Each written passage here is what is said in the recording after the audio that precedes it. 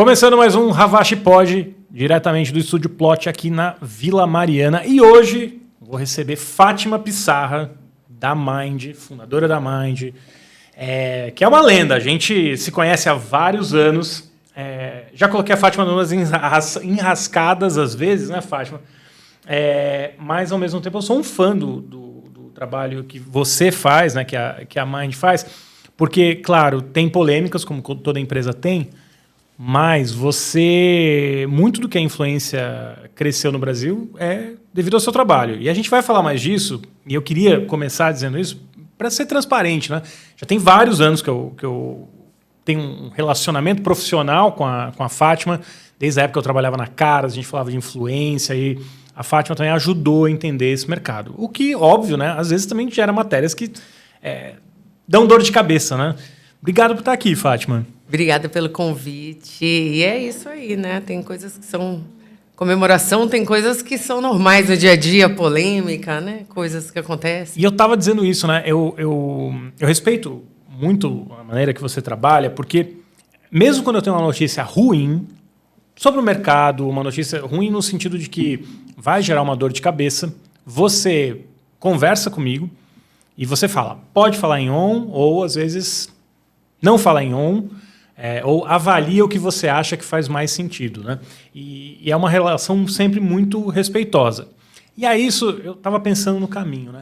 Até que ponto essa maneira que você se relaciona com a imprensa, e eu acho que você ajudou muita influência no país também, porque você entende como a imprensa funciona, até pelo seu background. Conta um pouquinho da sua história, para quem não conhece ainda, entender melhor como essas coisas se conectam, assim.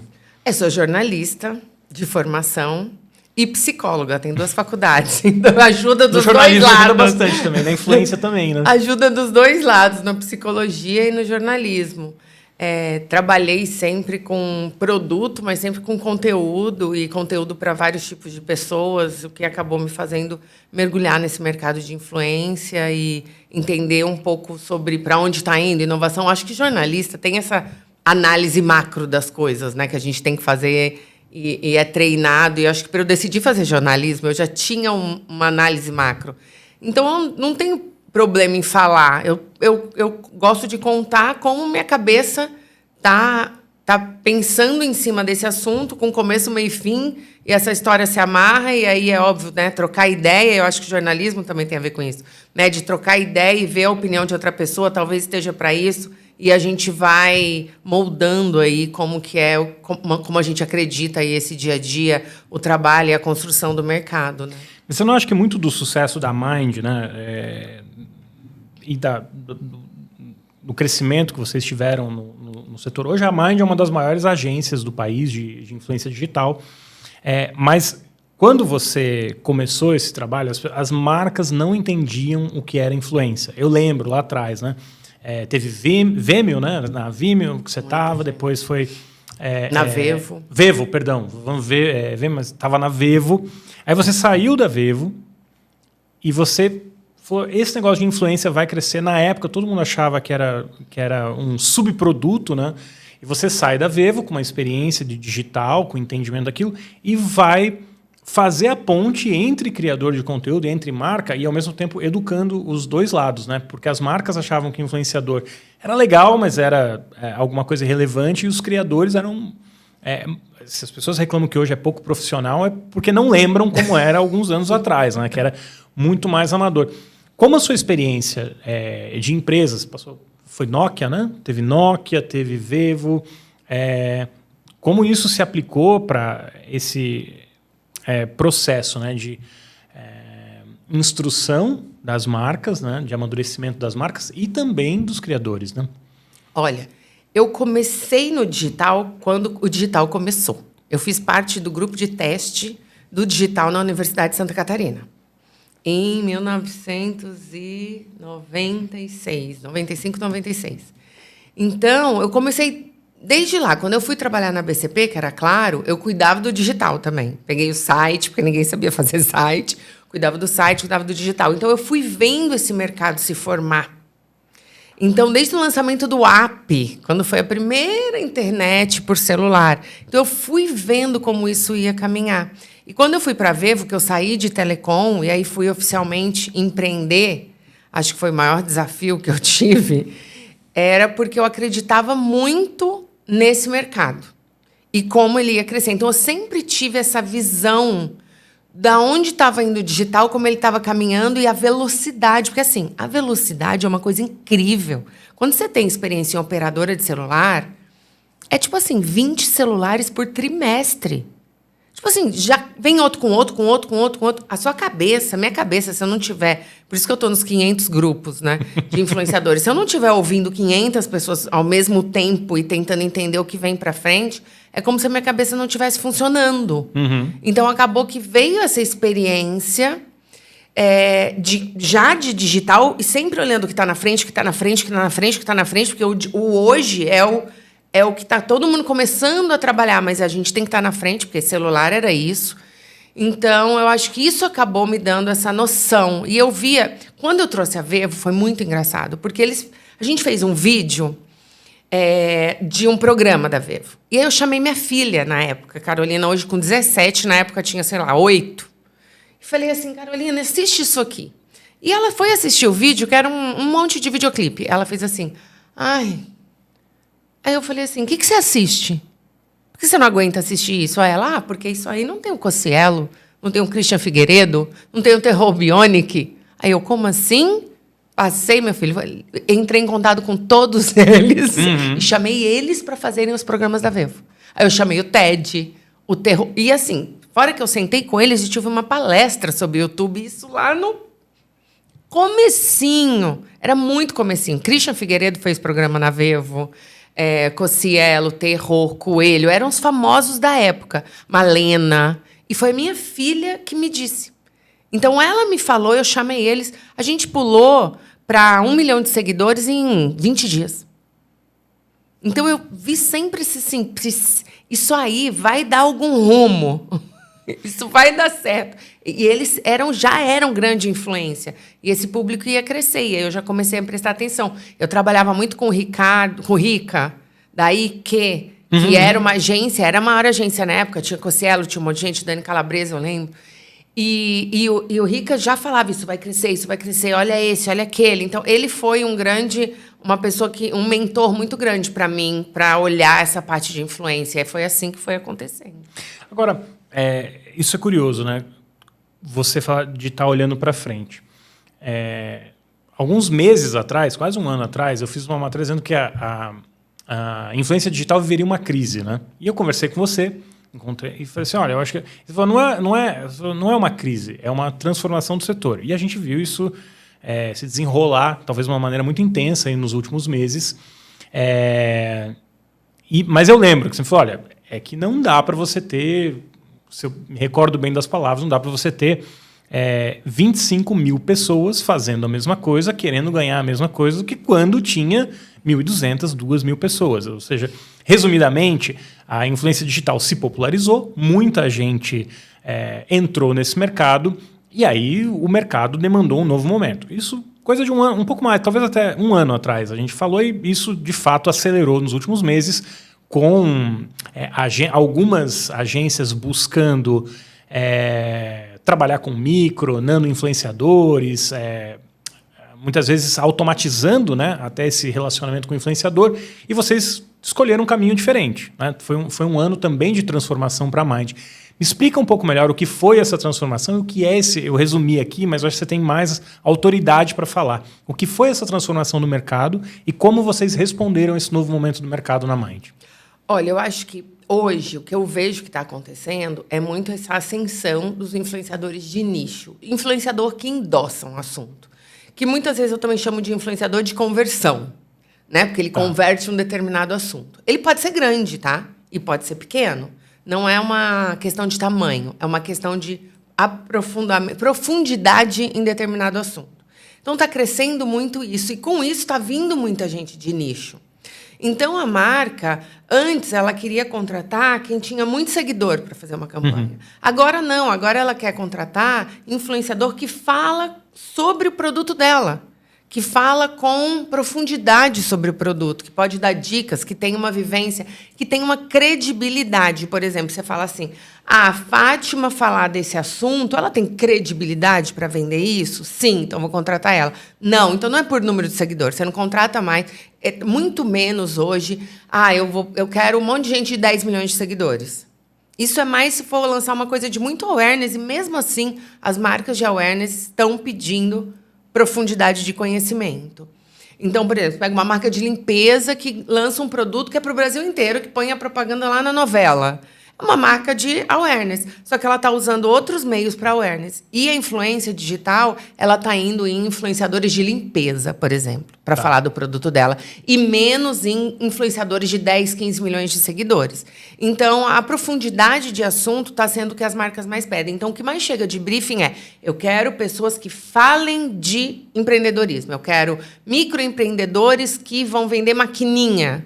Então, eu quero que eles façam o meu público. Então, você tem que cavucar, no Brasil, gente de 100 mil seguidores, 120 mil seguidores, 80 mil. Aí você tem um monte de gente. E aí não tem como você manter um agenciamento de um monte de gente que cada vez, para se ultrapassar, é fácil também. Então, a gente, hoje, tem um foco em menos influenciadores próprios e mais projetos e profundidade de busca, de curadoria, de trazer projetos que a gente consiga achar mais gente, trazer uma diversidade de curadoria, trazer uma representatividade, mais do que buscar ter talento dentro da Mind com agenciamento. Mesmo para as agências, eu tenho a sensação que teve uma divisão, né? Agências que foram para o volume mesmo e elas automatizaram o processo, às vezes com plataforma. Eu não vou ter aqui 100, eu vou ter 100 mil influenciadores, e aí a marca vem e às vezes bota 20, 30 reais no influenciador e tem um post lá que sai para ela, e agências que estão num modelo diferente, né? De não só ter um número mais restrito de talentos, mas também ter um cuidado diferente. É de fato um agenciamento, né? Treinamento, suporte. E tem que ter aprofundamento. Essas pessoas que ficam... O que é esse aprofundamento que você chama? Elas endossarem assuntos. Tá. Então, o que essa pessoa endossa? É esporte? É gastronomia? É nicho? É você, tipo assim... Essa pessoa, se ela anunciar... Por exemplo, um chefe, né, uma pessoa de gastronomia, ela anunciar produtos de alimentação ou uma faca, vai vender? Vai. Esse tipo de pessoa que as marcas buscam hoje. Mas isso também aconteceu porque as marcas estão mais preocupadas com métricas agora? Porque durante a pandemia... E também porque tem mais gente, né? Entendi. Porque acho que a pandemia, todo mundo dentro de casa, fez esse desenvolvimento. E durante a pandemia digital. não tinha muita opção, né? Ou o cara fazia o digital, que o influenciador fazia tudo, ou ele não tinha alternativa. Hoje ele pode voltar a fazer filme, pode fazer campanha, filmando, né, nos estúdios, nos outros lugares. E durante a pandemia isso não acontecia. Evento, né? Evento, que é um negócio super importante para as marcas, na pandemia também desapareceu, né? E agora voltou tudo. Agora voltou tudo, mas também voltou essas pessoas novas no digital, elas estão vendo novas fontes de receita, que é a afiliação que está vindo, né? De você poder vender, ganhar comissão. Durante a pandemia, uma amiga minha, ela tinha uma loja de cosméticos na cidade dela. Ela começou a apostar para vender cosméticos, para falar com o próprio público da cidade. Começou a vender para fora. Hoje ela tem, no Mato Grosso, uma empresa que vende para o Brasil inteiro cosmético. Então, hoje já é possível. Você pode pegar uma influenciadora de limpeza de uma cidade erma no país e ela hoje ter uma receita grande, maior que o salário mínimo, de afiliação, vendendo produtos, dando dica ou fazendo receita e falando se juntar esse com esse, isso com aquilo. Porque ela tem uma comunidade que acredita naquilo que ela fala, né? Porque também as pessoas começaram a ficar mais atentas, né? Pô, o cara está falando só dessa marca por falar ou porque de fato ele vê valor naquela marca. Mas eu queria te perguntar, você está sempre olhando na frente. Hoje, o que você vê como a tendência para o segmento de influência? Você falou de afiliados, live commerce, por exemplo. O que você vê para os próximos 1, 2 anos? Para onde a gente está caminhando agora? Olha, eu vejo muito essa questão de afiliação, de varejo. Você vê, né? Os varejos hoje, eles já têm a possibilidade de se tornar afiliado. Então, um creator pode entrar, se cadastrar e começar a postar. E isso eu acho que é muito positivo no Brasil, porque aumenta a empregabilidade. Né? Você pode dar emprego para mulher, por exemplo, dona de casa. Então, você começa a... Com flexibilidade de horário, uma série E você hoje, eu sempre falo que é verídico ganhar dinheiro sem sair de casa. Você consegue ganhar dinheiro sem sair de casa usando as redes sociais, usando o mercado de afiliação. O Brasil é um país que tem um preconceito enorme com vendas, né? É meio vergonha falar eu sou vendedor no Brasil.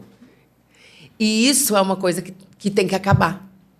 Porque, sim, você é um vendedor. Eu sou uma vendedora, com certeza. Alguém me pergunta opinião sobre alguma coisa, alguém te Todo pergunta... mundo está vendendo alguma coisa, né? Todo mundo está vendendo alguma coisa em algum momento. Né? Alguma roupa que você usa e falam, que legal, onde você comprou? Você está vendendo. Então, acho que tem essa quebra do preconceito de vendas e do ganho de dinheiro sem sair de casa, que antes era, meu Deus, isso é uma enganação, estou sendo enganado. Não é mais uma enganação. Hoje, com o mercado de afiliação, que você entra num varejista, você se cadastra e você postando esse produto, você fica lá o dia inteiro procurando promoção, postando todas as promoções que você encontra, as pessoas compram no seu link e você ganha comissão. É como se você montasse uma loja, você é um empreendedor. Né? Você está montando um Instagram de venda. Eu vi um número, né, que o TikTok, no ano passado, teve $6 bilhões de faturamento com Muito venda grande. de produto na plataforma. Está crescendo demais. E você mesmo percebe, né? Navegando no Instagram, o tanto de loja de vela, loja de não sei o que lá, e gominha, não sei de que jeito, e que te impacta, que é tudo pequeno. Não é mais aquelas grandes marcas. Eu entendo que você tá apontando para onde está indo, mas a gente não corre um risco de acontecer o que aconteceu com a influência, de ter uma entrada de um número tão grande de pessoas que você... que vira, além de ser uma concorrência ferrenha, fica cada vez mais difícil. Eu brinco que influência, a Rafa Lotto da YouPix fala, né? A influência virou como ser jogador de futebol. Muita gente quer, muita gente sonha, quem consegue de fato vai ganhar muito dinheiro, mas é um número muito limitado em relação à base. Não tem o risco disso acontecer também? Mas eu acho que isso é o que eu acho que é o futuro, mas vai se lotar também. Mas eu acho que ainda as pessoas estão presas a influenciador ganhando dinheiro fazendo publi. Tá. E não é. Ainda é a cabeça do mercado. Assim, ainda. Já tem um dinheiro gigantesco rodando em afiliação. Gigantesco. Tem perfis de 100 mil seguidores, 150 mil seguidores, tirando 100, 200 mil reais por mês só vendendo o produto. Porque eles criam uma base fiel, muito encaminhamento e muito marketing de performance. E como que eu crio uma base fiel? Por que é só o que eu posto de produto, é o que eu falo, é o tipo de conteúdo que eu produzo? O que diferencia um bom criador de conteúdo no segmento de limpeza, como você estava falando, de alguém que talvez não seja relevante ou não seja sustentável nesse setor? Dá para identificar isso? Ou tem um ponto em comum? Eu acho que assim, eu vejo, por exemplo, tem muitos... por conta desse preconceito de, eu não sou vendedor, hoje você vê muito assim, quando chega uma demanda de conversão, os influenciadores de conversão, a maioria fazem bet, porque é um mercado de alta conversão. E aí, quem não é influenciador de conversão, ele não consegue vender? Consegue. Então, agora a gente está trabalhando também em como a gente treina influenciadores que não têm base não vendem, para se tornarem também vendedores. Qual é o melhor nicho? Então, eu vou pegar assim, essa pessoa, ela tem beleza, ela tem moda, ela também gosta de cozinhar, então eu vou fazer um teste aqui, um teste aqui, um teste aqui, e vamos ver para onde ela anda e como se comporta essa base. Então, você começa testando. Tá? Você começa testando, produzindo conteúdo e colocando link. Aí você vê que foi melhor. Aí você começa a fazer mais aqui, para ver se continua mobilizando. E aí que vem o pulo do gato, que é usar a mídia de performance. Que aí é você falar, cara, funcionou esse produto na minha base, que tem esse perfil, aí você começa a colocar a mídia para ir para fora. Então, por exemplo, um youtuber que está produzindo um conteúdo, esse conteúdo performou bem, aí você fala assim, então eu vou investir para esse conteúdo do youtuber alcançar um número maior de pessoas, seja na busca, na sugestão, e aí você acelera esse conteúdo que está ali. Mas é difícil achar gente que entende. Então o começo. Que entende de fazer o conteúdo, de todo esse ecossistema. Para ele rodar, você precisa de gente hiper nichada. E vocês estão investindo nisso. Mercado. E a Mind tem apostado nessa estratégia. A gente está, nesse momento, se aprofundando, estudando tudo isso. Porque, assim, tem muita oportunidade e aí como a gente coloca todo mundo dentro desse trilho. Mas é o trilho que eu tô vendo que tá vindo. O trem tá vindo. Agora, para quem está acompanhando, né, tá nos assistindo, eu sei que você tem aí uma legião de seguidores, né, que tem, e muitos deles com o sonho de se tornar, né, influenciador ou de ganhar mais trabalhando.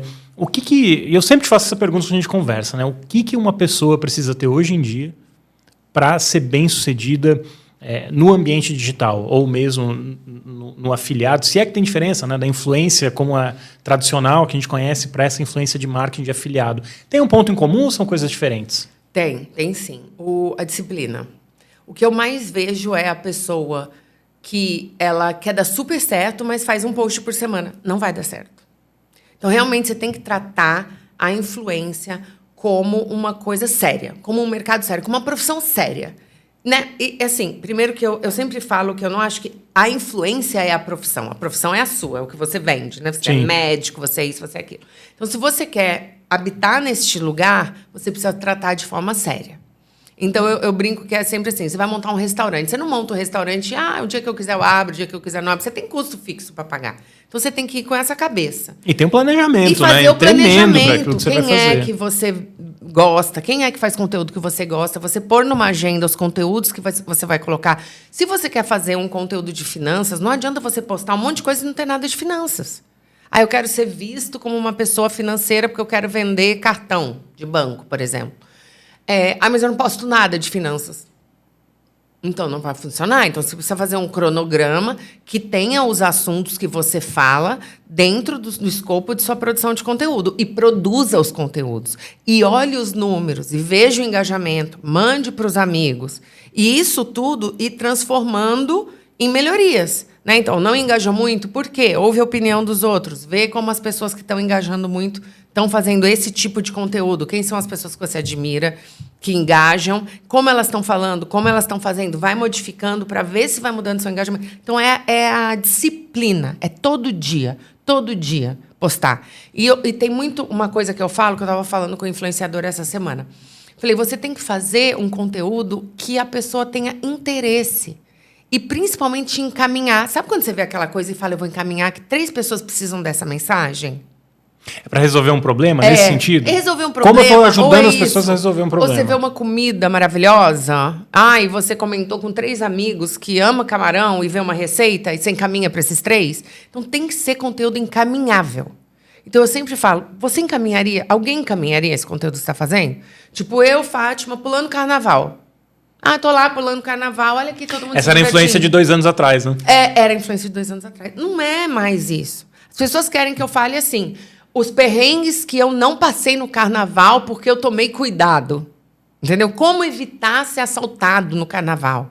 Como customizar abadá. Utilidade. As pessoas querem utilidade. Então, é para isso que você tem que fazer seu conteúdo e trabalhar e não parar. Porque o que acontece faz 1 dia para 5, faz 3 dias para 40. E a pessoa que tenta seguir o algoritmo o tempo inteiro? Toda hora alguém me pergunta assim, o que eu tenho que fazer para hoje performar, ou semana seguinte performar, né? Que é o refém do algoritmo, né? Mas que gera um estresse tremendo. É efetivo você estar correndo atrás do algoritmo o tempo inteiro?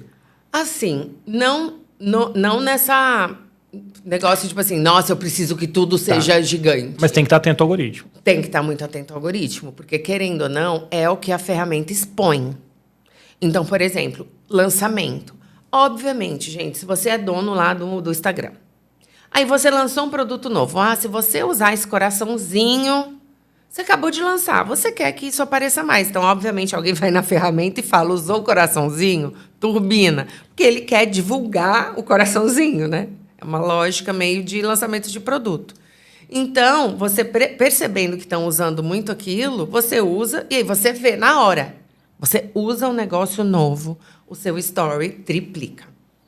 Então, você tem que ficar atento que, querendo ou não, no fim do dia, são ferramentas de redes sociais. Né? Então, é uma ferramenta. Então, é um computador que está lendo dados. E é uma ferramenta de interatividade. Então, como você cria mais interação no seu conteúdo? Que é o objetivo. Comentar, dar like no story, botar o dedo. O que você faz a pessoa botar o dedo? Então, quais são os níveis de profundidade de relacionamento? Porque quanto mais amigo, a máquina precisa entender quem vai ver seu conteúdo. O compartilhamento é um sinal muito forte que você é relevante. Se você tem 10 mil, você segue 10 mil pessoas, quem é a primeira bolinha que aparece? Ele precisa julgar de alguma forma. E esse julgamento vai ser em relação à sua interação com as pessoas. Então, deve estar lá. Deu like, 1 ponto, comentou 3, encaminhou 5, e aí curioso, soma tudo e aparece assim. E até conectando com o que você falou no início, né? Que hoje todo mundo é um vendedor, a gente ainda tem vergonha de vender. E eu estava conversando com o Crocas, né? Que é da Flint, enfim, foi CEO do Porta dos Fundos, é um cara também muito conectado no digital, ele estava falando. E a Flint, que ele montou, é uma escola, né? Treina profissionais liberais, todo tipo de profissional, mas liberal, para justamente entender influência e falar influência. E aí eu estou refletindo, né, sobre o que você está dizendo, ele falou, é justamente isso, né? Hoje um médico, um dentista, ele precisa da influência digital e perder essa vergonha de vender, como você falou, mais do que nunca, né? Muito, muito importante. E médico é chocante, né? Porque hoje você vê a pessoa se despencando de São Paulo para não sei onde, porque no Instagram aquele médico faz aquele milagre. É mesmo? A Anitta, né? Que ela tinha um negócio na testa. Eu nunca tinha percebido. E ela falou, eu achei o médico que opera isso, que é, sei lá, em Goiânia, e se despencou para Goiânia. Eu conheci uma nutricionista, uma médica, mas nutricionista também, que ela ia para São Paulo, enfim, ela é de Pernambuco, vem de Pernambuco para São Paulo. Ela começou a abrir clínicas em outros estados, enfim, e ela tinha uma presença digital muito forte. Ela falou, comecei a receber muito cliente nos estados por causa do digital, né, da influência, né, dos perfis e tudo mais. Agora, como você mesma disse, né, hoje uma influenciadora, alguém que eu acho que é cada vez menos influenciador e cada vez mais criador de conteúdo, né, esse criador de conteúdo que está fora do eixo Rio-São Paulo, ele ganha uma acessibilidade, né, até uma chance de concorrer, né, no mercado que muitas vezes ele não tinha. Essa impressão que eu tenho. Isso é real ou ainda é uma ilusão? Quem está em São Paulo, Rio tem mais oportunidade? Não, você pode ter por uma questão de... Se você fizer o trabalho, né? Então, daqui que fizer a mesma coisa que um de lá, talvez. Mas hoje eu acho que está caminhando para isso mesmo. Para dar... E por isso que eu acho que é muito legal. É de dar essa oportunidade para o país todo. Isso que mais me encanta no momento hoje é... Cara, a gente pode mudar a situação de um país. A gente pode mudar uma situação de fome, de emprego, de feminicídio, de tanta coisa com a rede social, com o digital, com as oportunidades que o varejo está dando para qualquer um ter acesso, que eu acho isso muito incrível. E eu sei que vocês aí nos últimos meses passaram por uma série de mudanças, inclusive eu li algumas reportagens, né, que foram publicadas, ou matérias, né, dizendo que a Mind estava passando por uma crise porque cortou pessoas. E na época a gente até conversou e falou, olha, não é que a gente cortou pessoas, mas a gente cortou pessoas porque a gente também está mudando a maneira que a empresa funciona. Então eu queria entender, ouvir de você, né? Porque alguns textos que eu li, inclusive, não tinha um posicionamento de vocês, tinha só a demissão e parava aí. Mas me parece que a história é talvez mais complexa. Então eu queria entender melhor o que aconteceu, por que teve essa mudança. Assim, a gente teve a época da pandemia que era muita contratação, que assim, vamos atender todo mundo, digital, todo mundo preso dentro de casa, o digital bombando, sai contratando. A gente percebeu que, ao longo do caminho, voltando agora essa questão de trabalho na empresa, presencial, ou com 3 dias, 4 dias, o mercado... Primeiro que também teve um mercado um pouco para trás, um retrocesso. Tá. Então, os investimentos que estavam 100% focados em digital se espalharam. Né? Então, diminuiu o bolo. Então, verbas que eram 1, 2, 3 milhões viraram 500 mil, 200 mil. Com um monte de influenciador picotado. Então, mudou o mercado. Então, a gente não tinha mais como manter o tanto de gente, porque o faturamento não estava na mesma proporcionalidade. Apesar que, todos os anos, a gente cresce. O nosso faturamento na Mind cresce. Ano passado foi maior. Esse faturamento nem sempre é lucro, né? Não, nem sempre é lucro. E aí, o que acontece? O custo estava muito caro, porque tinha muita gente. Então, realmente, a gente teve que... Acho que, como todas as big techs, Né? E as agências também, né? Agências, todo esse boom de pandemia de contratação teve que ser reajustado quando todos os outros veículos, as mídias, voltaram a acontecer. Então, teve porque teve o crescimento que era assim, sério, era tipo assim, um faturamento de 40 milhões fazia conta, todo mundo virou 150. Ninguém fazia conta, contratava para atender. Não, era tipo assim, vamos atender. apaga incêndio. Então, de 40 milhões foi para 150 milhões, que foi para 250 milhões. Assim, tum, tum, tum. E aí, agora, de 250 foi para 270, que foi para 280, sabe? Tipo, é muito menor o crescimento. Então, a gente precisa adaptar a estrutura para isso. E é claro também, com as ferramentas, muitas coisas vai entrando em processo, em fluxo, em uma coisa mais rápida, que você não precisa mais de 5 pessoas para fazer. O próprio ChatGPT, a IA, né, acelerou muito o processo. Muito. Tem ferramenta de edição, tem ferramenta de mensuração de dado, que hoje deu mais agilidade para as operações. Né? E muito também que eu vejo antes a gente tinha que criar, fazer curadoria, isso. Hoje em dia as agências estão mais preparadas para influência, então as coisas estão vindo mais criadas. Então eu não preciso ter um time de criação tão grande.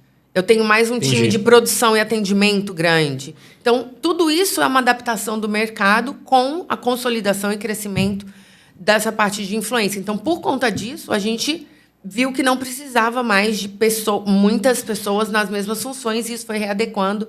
E aí a gente tivemos alguns momentos de demissão, mas também temos momentos de contratação em novas áreas que estão surgindo, que estão vindo por aí. Então, muito essa parte de dados... Demissão é notícia, contratação nem tanto. Contratação nunca é. Mas todas as grandes techs demitiram. Sim. Eu acho que a Mind, querendo ou não, como a gente deu esse grande pulo e virou um pouco de uma empresa mais conhecida no Twitter, esse burburinho, então meio que eu acho muito engraçado, eu adoro, eu acho que é um grande reconhecimento, né? Então, é assim, eles anunciam que teve demissão Meta... Né, Google, Mind, é ali que a gente está. E muitas vezes como algo positivo, né? É ali que a gente está. Mas todas as agências de influência tiveram demissões, né? Todo o mercado de agência e publicidade teve demissões pós-pandemia. Mas a gente teve também, como todo mundo, mas eu acho bom a gente estar nesse lugar. Dá para dizer que a gente saiu dos anos loucos para anos mais sóbrios dentro da agora é uma consolidação. Acho que de organizar o jogo.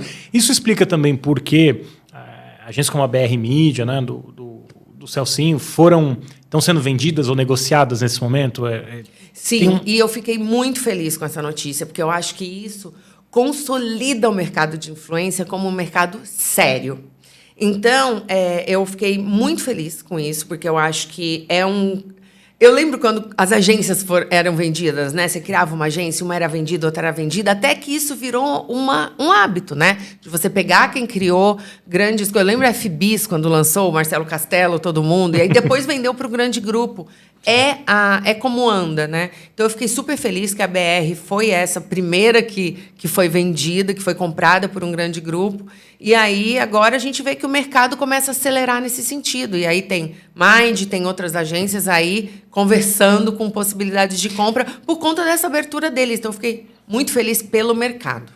Eu lembro que, anos atrás, eu fiz uma entrevista com você, ainda quando eu estava começando a escrever coluna no Notícias da TV. E eu fiz uma pergunta para você, assim, por que a Globo não fazia influência? E você falou, olha, é uma oportunidade que a Globo está deixando na mesa. Isso, 3, 4 anos, talvez a gente falou, foi no meio da pandemia, né? E aí hoje a Globo começou ali de maneira incipiente, mas a agência de influência da Globo me parece estar muito atuante, ou bem mais atuante do que foi no passado, né? Tem Tadeu Schmidt, os próprios, alguns BBBs. Isso também é positivo para o mercado? Você já tinha sugerido isso lá atrás, né? Lá atrás, mas agora você consolidou. Qual é a sua leitura desse movimento? Eu acho muito bom, porque, querendo ou não, a Globo ela tem um grande papel em explodir talentos.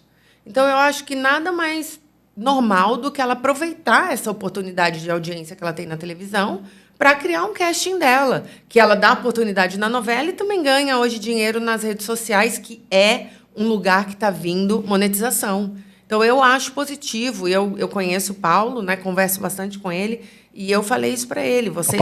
Paulo Marinho. Vocês já fazem essa explosão das pessoas. Então, nada mais natural do que vocês agenciarem essas pessoas, porque é uma linha de receita que escoa. Você vê os atores, eles não têm a maioria dos atores, e hoje os atores durante muito tempo Quando os você diz atores não tem não tem um ator como né? Só contrata por um salário. Contrata por né? obra, Contrata por obra ou contrata por um salário, mas que a rede social não é embutido.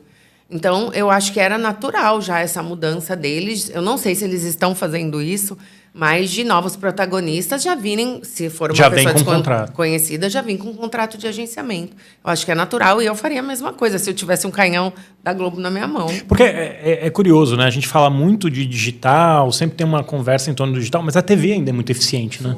Eu acho muito engraçado, porque às vezes a TV, não sei o quê, não perde nem o rádio. O rádio é gigantesco no Brasil. As pessoas acham que não, mas ainda é gigante. O número de horas consumidas Show quase se 4 vende horas, né? por música tocando em rádio ainda. O Spotify é enorme, mas rádio ainda é gigante, porque no interior as pessoas escutam rádio nos carros onde eles estão andando. Então, eu acho que nada vai acabar. Eu acho que vai tudo se somar. Então, você quer falar com o target, você tem que fazer a campanha na TV, você tem que pôr na rádio, você tem que pôr no digital, você tem que pôr em todos os lugares. E, Fátima, dentro dessa dinâmica, né, que hoje o mercado tá mais... Porque, assim, empresas que antes estavam só no digital também estão indo para a TV ou tentando entrar na TV, seja por meio do streaming ou mesmo na TV tradicional, grupos de TV entrando no segmento de influência. A gente tem uma disputa ferrenha pela atenção das pessoas, né? O que você acredita que vai fazer com que uma empresa se diferencie, uma empresa de mídia, ou alguém que quer reter a atenção das pessoas, se diferencie nesse mercado? Não estou falando do influenciador, que você já explicou aqui. Estou falando da empresa que, de alguma maneira, quer eu acho que aí tem duas vertentes, o grupo de mídia e o anunciante. Vamos primeiro falar do grupo de mídia e depois do anunciante. Como capturar essa oportunidade, porque a gente sabe que é uma oportunidade gigantesca, mas que é muito difícil de se aproveitar nesse momento, né? Então, assim, eu não tenho uma coisa formatada 100%, tá? Mas, para mim, hoje, um grande case que eu acho o maior de todos é a WePink com a Virgínia. Então, eu acho que este caminho de influência com a marca, eu acho que ele pode funcionar mais. Uhum. A gente fez Ox com a Mari Maria. Mari Maria é sócia da marca Ox. Da marca. Então, ela vive postando Ox, além da marca de maquiagem. A gente está falando com mais marcas sobre isso. Eu acho que isso é uma forma da marca ter essa explosão, porque você vê o que a Virgínia fez com uma marca, é uma coisa muito grande, muito mesmo. Então, como a marca pode se juntar ao mercado de influência em mais formatos tipo Virgínia? É fácil? Não, porque a Virgínia mergulhou. A Mari com Ox mergulhou. A Mari, ela viaja para qualquer lugar, ela posta Ox, ela fala de Ox. A Virgínia fala do perfume onde ela tá. E essas marcas estão abertas a ouvir o feedback também, né? Sim. O outro lado, bota a pessoa participando. Como realmente um diretor de criação. Não é só garoto propaganda que segura o produto. Não é garoto propaganda, é dar um share para ser o vendedor junto com ele. Eu vejo muito como um modelo promissor. Eu vejo muito um modelo de você dar um destaque para a marca no social. Mas ainda não é comum, né? E poucas marcas estão fazendo. A marca que não tem um modelo hoje em dia, porque eu acredito que os criadores... Abrindo. Mas por exemplo, vou dar um exemplo que nunca nem falei com a marca, mas, por exemplo, você pega a farinha Dona Benta. Tá. Então, tipo assim, será que hoje não seria melhor a farinha Dona Benta chamar farinha Paula Carosella? E ela ser... Tipo, a farinha Dona Benta... A farinha vender... Imagina, ela já tem distribuição, o que é um grande asset, porque a Ox já tinha distribuição, né? Porque faz parte, acho que, do JBS. Do grupo J. Então, você pega a farinha, já está lá, vendendo. Então, ela está lá no mercado, distribuição, nota 10, já tem logística, distribuidor, tudo montadinho. Por que a farinha Dona Benta não procura a Paula Carosella? Não sei se é ela, tá? Tipo, dando um exemplo, que é uma influenciadora de gastronomia, né? Uma influenciadora. Ou uma Dani Schoma, que eu acho que faz muita coisa de gastronomia. Uhum. Então, para fazer uma farinha com o nome dessa pessoa. E essa pessoa vai, de manhã à noite, postar com a farinha dela. E olha que curioso, você está dizendo isso, eu vi ontem à noite uma notícia que o Fernando Fernandes, que foi CEO da Unilever no Brasil, se tornou agora o CEO global da Unilever. a aposta deles é trazer muitos influenciadores para a Unilever. E é mais maluco ainda, porque marcas como a Unilever, a Nestlé, essas marcas de consumo, né, essas marcas de consumo, nos últimos anos, performaram muito mal no SP500. Né? As ações dessas empresas estão entregando uma performance inferior ao mercado. Então, de alguma maneira, elas não se adaptaram bem a esse novo mundo, né? Porque elas gastam muito dinheiro de publicidade, mas esse dinheiro de publicidade que elas gastam parece ser cada vez menos efetivo. Não, e você vê a questão do canal, Gui, que é uma bomba atômica do canal do influenciador, como é. Você vê, a Virgínia, ela não, a Weepink, eu acho, pelo menos, não anuncia.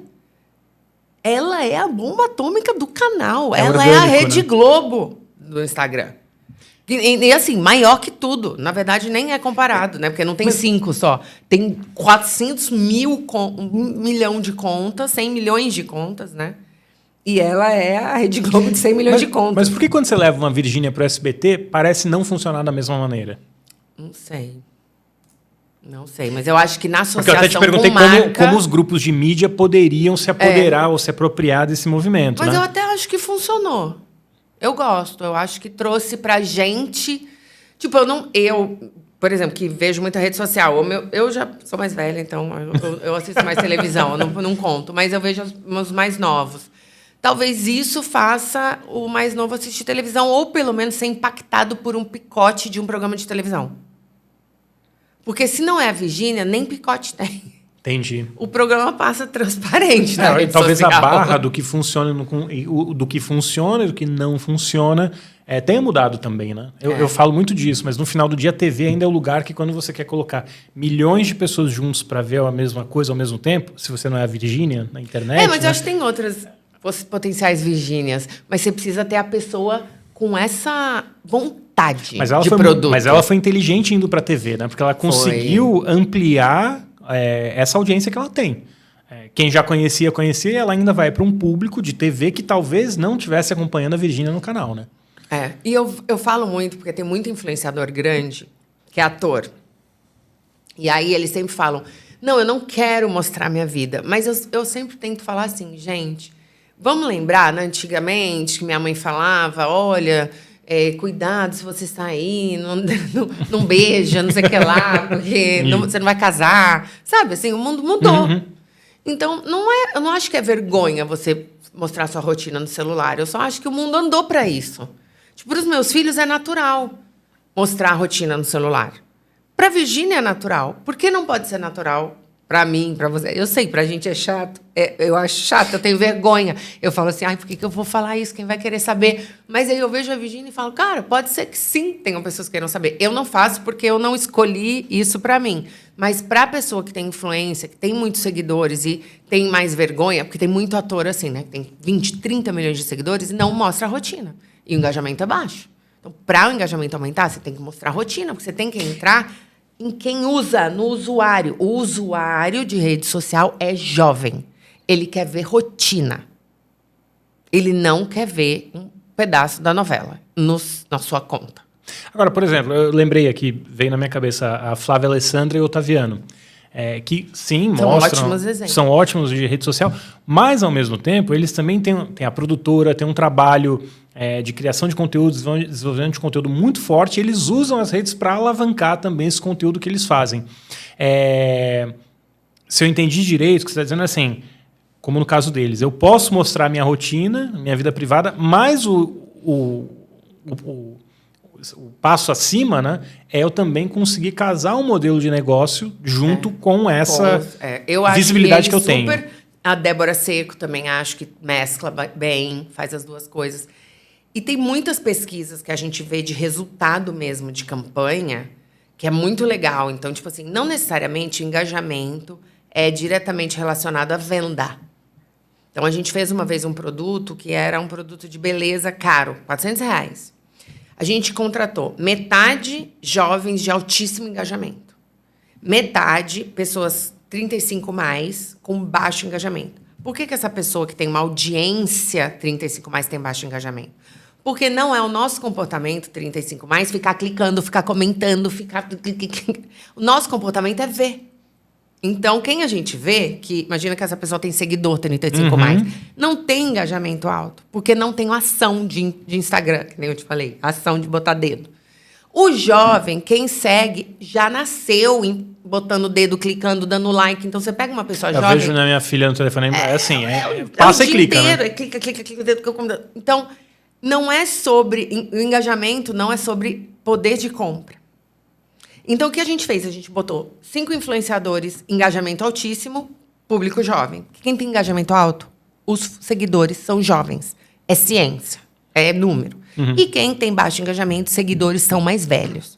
Só que a gente botou esse produto de R$400 nos dois. No alto engajamento, não vendeu um produto.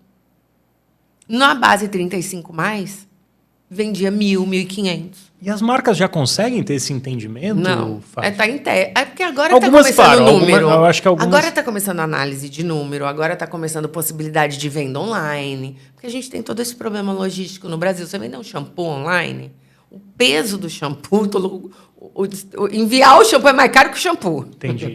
Então também tem tudo isso. Come a margem ali do... Come muito.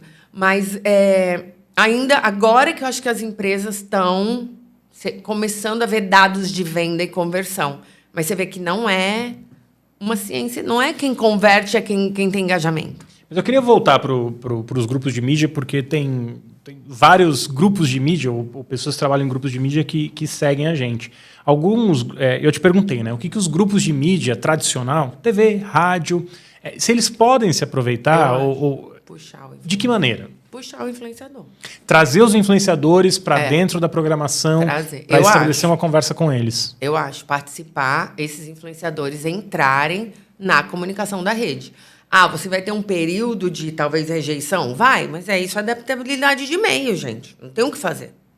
A pessoa via o Silvio Santos, agora não tem mais como ser o Silvio Santos. Então, isso alguém vai ter que mudar, alguém vai deixar de ver. Isso talvez seja o que está acontecendo com o SBT agora? Alguém vai deixar de ver e vai outras pessoas entrarem. Mas eu acho que tem que ter esse shift. Não pode mais ser tipo assim, a gente não quer influenciador aqui. Não, vai ter que puxar essas pessoas. Muito da força do BBB veio da capacidade...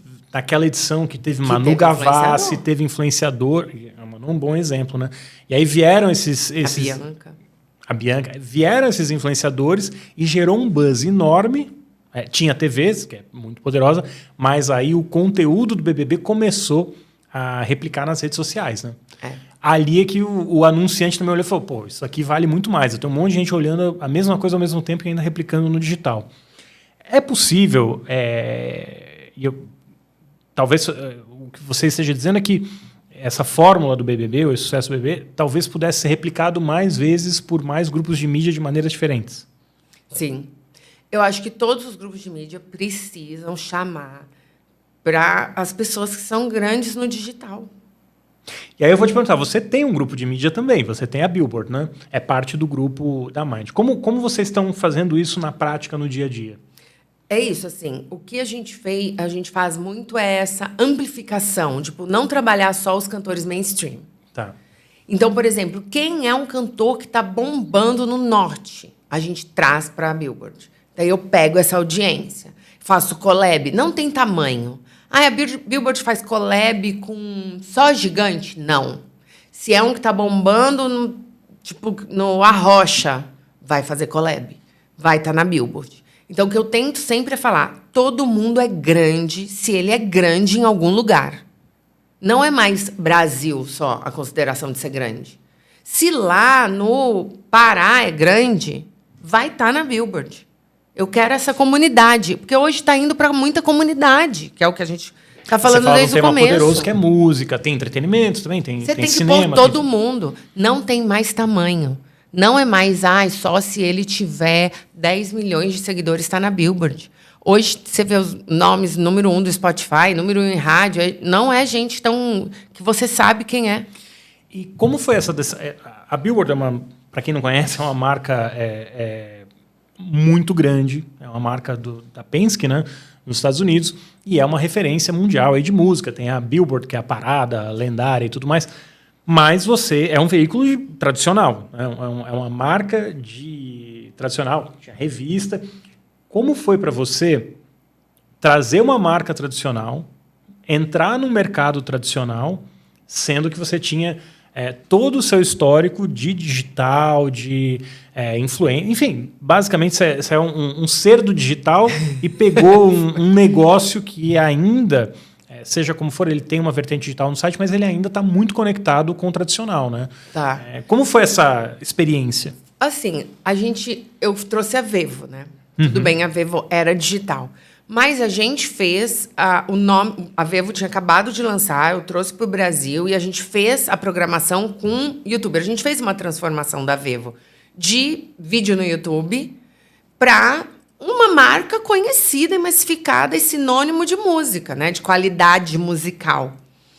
Então, quando a Vevo deixa de ser uma marca trabalhada sozinha e passa a ser um simples vídeo no YouTube, que a gente, né, não representou mais, eu senti falta de mais marcas de música. Porque se você for pensar, o Brasil ama música. É um país que escuta 98% de música falando em português. No top 50, quando tem uma que estourou internacional, é uma perdida, ou é muito gigantesca, trabalhada no mundo inteiro, de um artista gigantesco. E não estava com nenhum veículo internacional no Brasil. A gente tem... Hoje o maior portal e veículo de música é o Popline, que é brasileiro, que é do Flávio. Então, assim, com a saída da Billboard, saída da Vevo, ficou o Popline. Tinha Rolling Stone. Tinha Rolling Stone a Rolling Stone ainda tem, mas a Rolling Stone eu acho que também não deu esse caminho de digitalização por razões deles. Não sei, porque Quando eu fui conversar com a Billboard, existia uma vontade neles de digitalizar a marca, de atualizar, de fazer esse grande movimento musical. Então, quando a gente sentou para conversar, que eu falei, olha, o Brasil, a gente está buscando marca de música, a gente trabalhava Vevo, a gente teve bastante sucesso, a gente viu outras marcas nacionais ascenderem e a gente acha que pode fazer um trabalho semelhante ao que a gente fez com Vevo, com Billboard, que é uma marca sólida e que a gente vai saber digitalizar. Então, a gente já tinha experiência com música, já tinha experiência com digitalização e era a vontade da marca esse movimento. Esse movimento está sendo feito em todos os países. Hoje, a gente, por exemplo, está saindo com capa mundial. A gente pegou um grupo de K-pop e saiu com uma capa mundial. Ou seja, a capa que vocês fizeram... Foi o mundo todo. No mundo inteiro, a capa foi reproduzida. Foi a mesma capa. Então, a gente está fazendo muito trabalho em conjunto e se assemelha um pouco do trabalho que a gente fez com a Vevo, que é projetos de música, cobertura, conseguir colocar esses vários cenários e gêneros musicais dentro desse universo. Mas é surpreendente, né? Todo mundo dizer que a mídia está morrendo, que o impresso está morrendo, e você vai justamente num veículo que Mas o impresso, sua origem no impresso e a gente teve nele. Que repensar, né? Porque a gente não trouxe a Billboard como uma revista. A gente trouxe a Billboard para fazer a digitalização da marca. Então, a gente usa muito a revista como objeto de coleção. Então, por exemplo, a revista Billboard do Rock in Rio, ela sai depois do Rock in Rio. É para você que foi no Rock in Rio guardar o Rock in Rio em página. Uma memória daquilo que você viveu. Memória daquilo que você viveu. Então, é depois, não é antes. Então, essa foi uma discussão nossa inicial.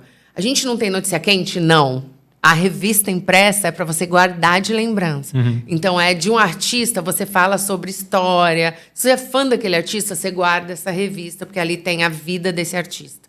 Então, a gente trabalha o quente no digital, 100% no digital. Agora, deu mais trabalho do que você imaginava? Digitalizar uma marca tradicional? Da expectativa inicial que você tinha para onde você está hoje? Eu acho que é engraçado. É mais difícil convencer as pessoas no dia a dia do trabalho. Porque você contrata gente, né, de revista, de editoria, mas... Você está dizendo, a gente contrata jornalista tradicional, porque entende de música e nem... É mais difícil essas pessoas se mobilizarem. Mas assim, Fátima, mas eu acho que a gente tem um problema de formação, eu falo com frequência disso. A gente hoje treina os jornalistas, não raro, primeiro olhando para o passado. Olha como o jornalista era legal, o jornalismo era legal 20 anos atrás. Eu que vivi, que você, mesmo que no mundo corporativo tenha vivido, você sabe que não é esse mundo encantado que as pessoas pintam. Está longe de ser isso. Tinha vários problemas. Eu acho que a gente evoluiu muito nesse sentido, mas a gente ainda tem... A gente está dividido entre um saudosismo e, num certo sentido, uma falta de preparação para o que o negócio exige hoje em dia. E o negócio, quando eu digo negócio, o jornalismo é um negócio. Ele tem uma função social, óbvio, mas ele tem um negócio, né? Move a carreira do artista. Muitas das marcas, como a Billboard, enfim, marcas vivem de fazer um show ou de lançar um produto em função do show. E se aquilo vai ser uma memória para a pessoa, você fazer uma matéria dizendo que o show foi horrível, provavelmente não vai ser uma boa memória.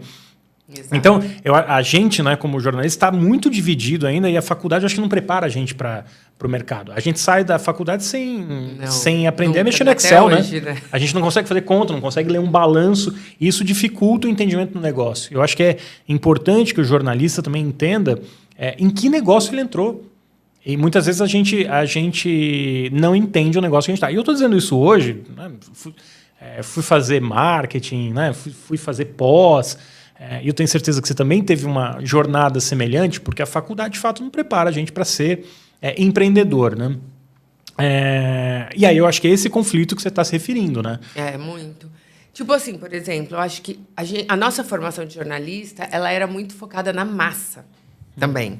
No senso comum, numa coisa top grande. Down, né? Eu falo, você recebe e aí e uma coisa isso. grande, sabe? Então, por exemplo, vou te dar um exemplo que um dia a gente estava discutindo sobre um grupo de música eletrônica, não sei de que jeito, não sei das quantas, tô chutando, tá? Tipo assim, funk eletrônico estava explodindo no cenário de eletrônico mundial.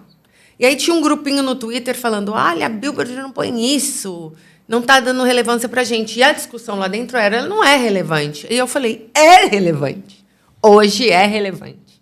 Hoje o nicho é muito relevante. Claro, se você for ver no mundo sertanejo, é desse tamanhozinho. Mas desse tamanhozinho, para esse núcleo que está falando no Twitter, eu preciso ouvir. Se eles estão reclamando que eu não falo disso, e isso realmente está tendo uma visibilidade internacional, eu preciso falar. Eu estou errada em não falar.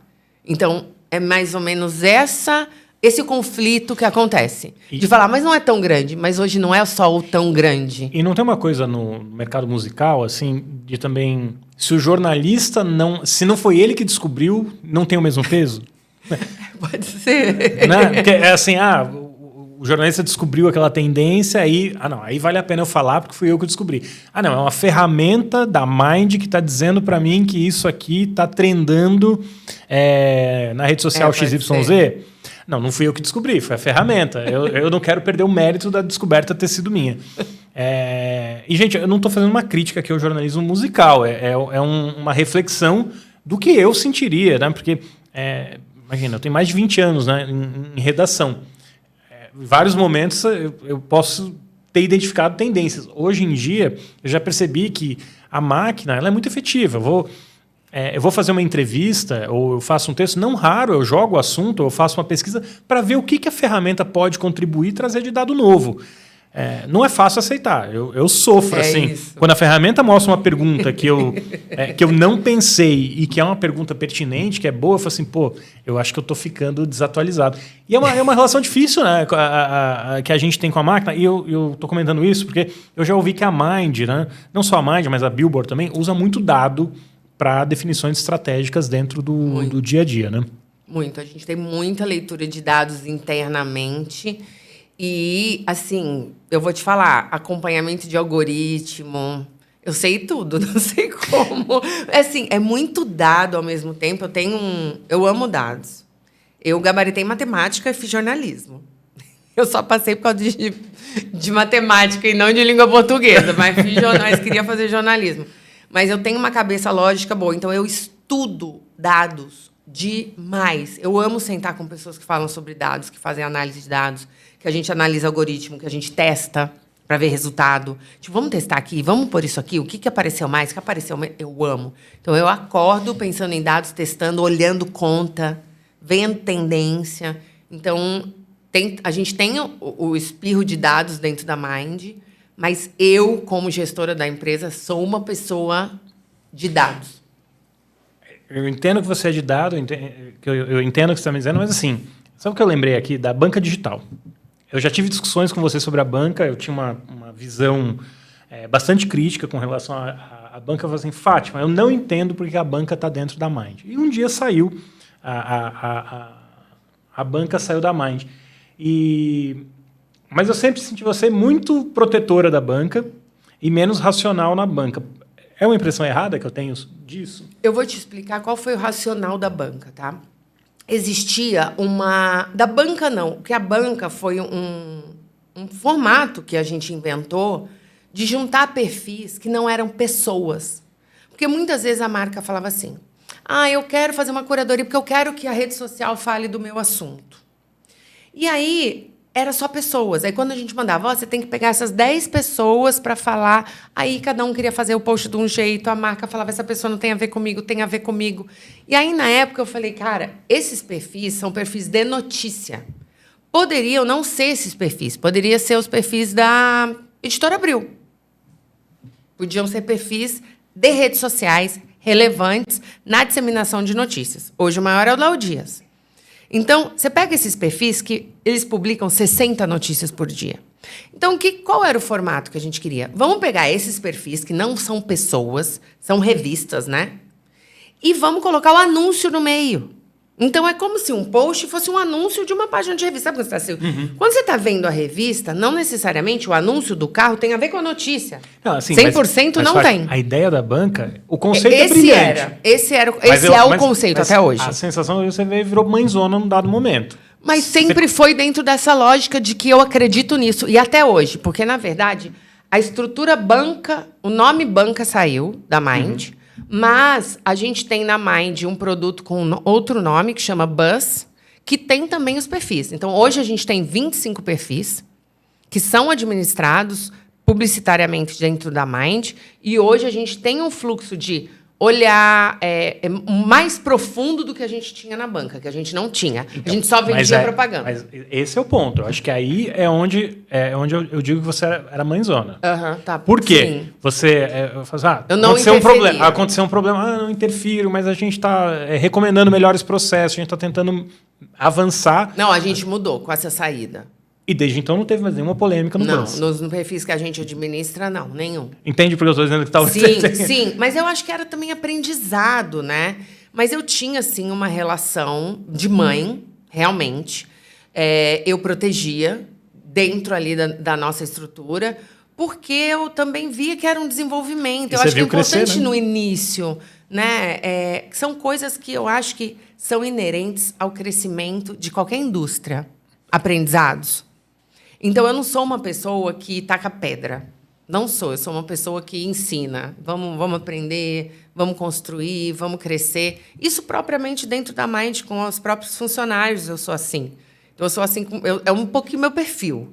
Mas eu sempre vou tentando crescer, aperfeiçoar. Com esse grupo que ficou com a gente, que tem vários perfis, tem a Gossip do Dia, o Alfinetei, Tim, o Exclusiva da Fama, tem perfis grandes, a gente tem Rainha Matos. Então, é um grupo muito unido, um grupo que discute. A Rainha Matos está fazendo jornalismo, também, né? Ela está fazendo faculdade. Então, é um grupo que se discute muito mais as regras jornalísticas, a credibilidade da notícia, de onde vem. Então, é muito mais profundo. Mas o nosso trabalho continua sendo o que a gente idealizou no início. Hoje, uma campanha ela tem que ter uma divisão de meios. Então, ela precisa ter um pedaço em TV para falar com quem assiste TV. Ela precisa ter um pedaço em rádio para falar com quem ouve rádio. Ela precisa ter um pedaço em out of home para quem está andando na rua. E ela precisa ter um pedaço de mídia no digital, nas redes sociais. E esse mídia, que não é pessoa, são esses perfis que você coloca o seu anúncio e aí você atinge um monte de gente nas redes sociais com o seu anúncio. E não com um influenciador falando do seu produto. Mas eu lembro que uma vez eu entrevistei o Murilo, né, Murilo na banca, e falei assim, acho que você ganhou na loteria o dia que você encontrou a Fátima, né? Porque você criou um modelo de negócio ali com o Murilo. Você não se ressente da maneira que ele saiu? Sim, me ressinto. Por quê? Acho que é por esse sentimento de mãe mesmo. Mas a gente já se resolveu. Tá bom, já tá... Bom, Mas hoje eu estou muito feliz com o grupo que a gente montou e tenho o mesmo amor por eles. E assim, a crítica que eu sempre tive, eu já falei isso, já publiquei isso, inclusive, na coluna, é que a Mind, quando ela estava junto, ela chancelava uma operação que eu sei que você tentou várias vezes corrigir, trouxe jornalista de peso para tentar arrumar a operação, para evitar que acontecessem os problemas. E teve questões muito sérias ali dentro de desinformação. E na hora que teve esse rompimento, também se resolveu muito rápido, né? Porque não teve uma projeção menor da banca, pelo menos é a leitura que eu tenho. Por isso o canal está aberto, se quiser vir aqui falar, tá aberto. Mas assim, acho que a banca ganhou uma projeção menor e vocês nunca mais tiveram que dar uma explicação por um problema de uma operação que vocês não tinham controle editorial, né? Então... mas assim, acaba sempre respingando na gente ainda. Exatamente. Mesmo a gente não ter... Nem a banca, nem a gente tinha a Choquei há tantos anos, ainda respinga na gente, porque eu acho que, assim, esse negócio da Mind, assim, a gente sempre trabalha em muita mídia, muita divulgação. Eu vou nos lugares, eu falo dos assuntos. Então, eles acabam ficando colados a mim, é o que eu falei no início. Você nunca fugiu de dar nenhuma resposta para nenhuma questão, nenhuma... E aí ele fica preso em mim. Mas é o que eu te digo.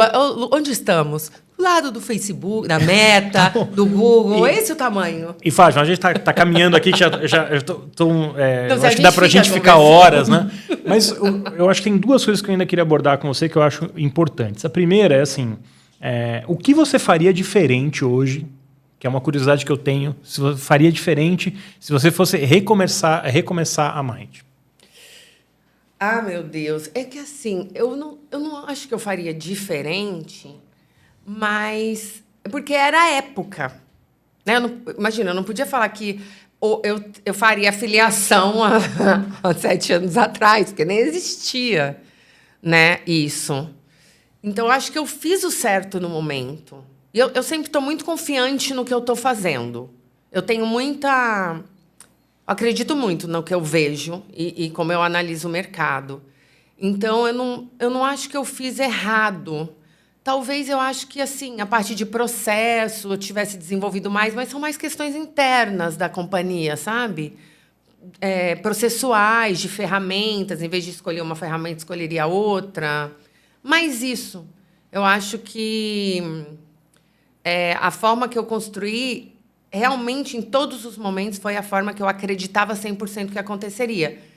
Mesmo sendo super emoção, eu sou uma pessoa de muita emoção. Se eu não estiver apaixonada, e os funcionários que trabalham na Mind, eles sabem que eu sou apaixonada, e eles sabem quando eu não estou apaixonada também. Então, é uma empresa que é um coração pulsante de emoção. É o melhor ou ser uma empresa normal, sem coração pulsante, só com processo e método? Não sei. É a forma que eu opero. Eu não estaria viva se fosse de uma empresa normal. Eu nunca fui de empresa normal. Eu sempre fui aquela pessoa que entra em causa, que faz coisa diferente, que inventa, que discute, que questiona. Então, a minha empresa é assim. Então, assim, não me arrependo. Talvez, se fosse de outra forma, teria dado mais ou menos certo. Sim. Mas eu sou feliz com a construção e com o tipo de modo que eu opero e como eu vou criando as épocas. É mais isso. Eu acho que é processo. Talvez eu faria uma... Lá atrás, eu teria feito mais ferramentas automatizadas, que hoje tem muito processo manual na Mind. Então, acho que é mais isso, assim, coisas internas. Assim. E aí, uma coisa que também sempre me impressiona, assim, eu já acompanho, né? Até já conversei com marca que fez reunião com você e tudo mais.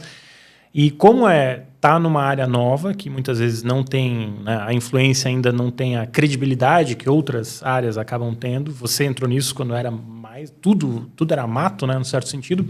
Sendo mulher numa área jovem, né? O digital era jovem quando você entrou na BCP, que virou Claro. Aí depois a influência era jovem. Aí você é uma mulher, tem família... e tem que estar vendo os 500 grupos de WhatsApp ao mesmo 3 tempo. filhos.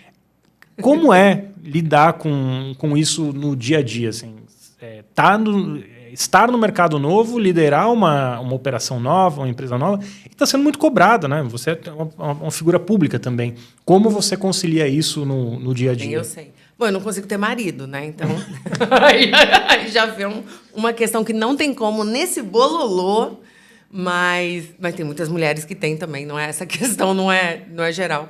É minha, bem específica, mas, tipo, eu trabalho muito com todo mundo dentro do meu trabalho. Então, as crianças acompanham. As crianças vão comigo. As crianças viajam comigo. Então, eu não tenho muita separação. Eu escolhi viver assim. Então, você pergunta assim... muitas vezes as pessoas perguntam...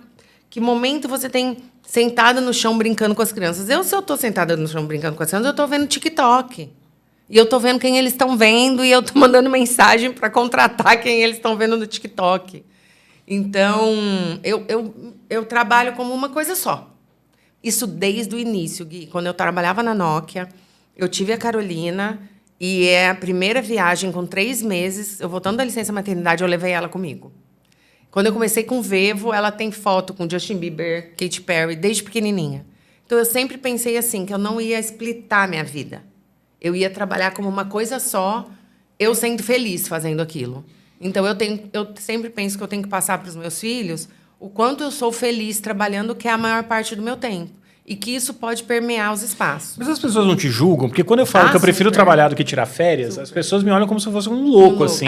Mas é verdade. Eu tiro férias porque eu sei que a família tem a expectativa de.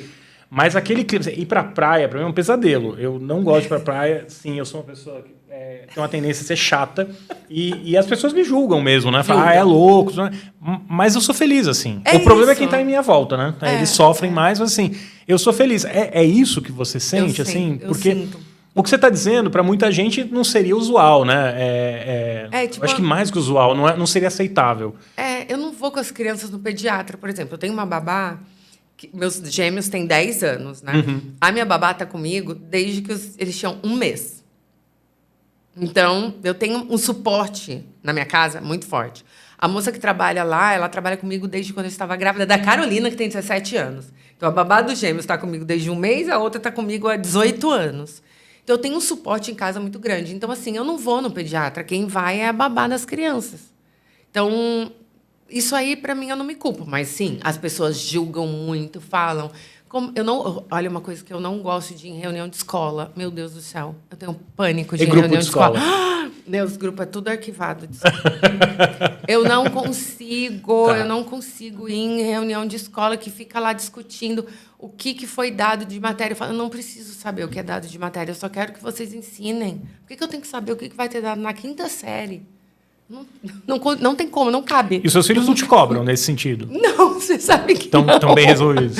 Eles são... É porque eu acho que é o costume lá em casa. Minha filha também me entende bem. Ela não me cobra. Tipo assim, ninguém nunca me cobrou. Você não sentou comigo para estudar raiz quadrada. Nunca. Acho que acostumaram. Mas assim, né, Gui, também eu acho que a gente trabalha com coisa legal. Minha irmã é agrônoma e eu sempre falo assim, muito chato você falar, o que você faz? Eu sou agrônoma, não tem continuidade o assunto. O nosso não, o nosso... Sempre tem. Você trabalha... Tipo, meus filhos, eles perguntam se eu conheço influenciador, eu peço vídeo. Quando você vai na festa da família, assim, as pessoas... você conhece fulano de tal? Sentei com a... mas... E aí começam as perguntas, no final você está falando de trabalho. Como é a pessoa tal? Quem falou não sei o quê? A gente vive essa vida muito de todo mundo. E aí sempre perguntam como é essa pessoa. Imagina, eu trabalho com a Luísa Sons há 8 anos. Então, todo mundo pergunta. Todo mundo pergunta de todos os artistas, toda hora. Chega até a ser cansativo. Bom, mas agora eu acho que você nunca teve perfil de babá. Você é mãezona, mas não é babá. Sou mãezona, de todos. E dos artistas, a mesma coisa. Também. Não é fácil, né? Não. Mas é isso, é um amor, né? Faço com muita vontade. Assim, acordo todo dia querendo fazer. E hoje mesmo eu tava um grupo lá, aí a pessoa falou assim, eu vou te mandar no privado sobre esse assunto. Aí eu entrei no grupo e falei assim, eu estou aqui, pode colocar no grupo. Aí eles morrem quando eu faço isso. Sim. Então você realmente está lendo tudo, Fátima. Eu falo, sei lá. Fátima, super obrigado. Daria pra gente ficar aqui muito tempo ainda conversando. Tem alguma coisa que eu não te perguntei, que você gostaria de comentar ou acrescentar? Eu acho que não, né? Acho que a gente sempre... Eu volto. Sempre Logo eu volto. Daqui uns meses eu volto. A gente vai ter coisas novas para falar. A gente tem aí um evento da Mind essa semana, que é o Upfront. A gente está com a Dia TV agora, que também é uma área nova que a gente está entrando forte em parceria com eles, que eu acredito muito que é a TV digital. os conteúdos longos, fora da TV, né? Assim, TV zona. Essa é uma área que eu acho que vai bombar muito, assim, até...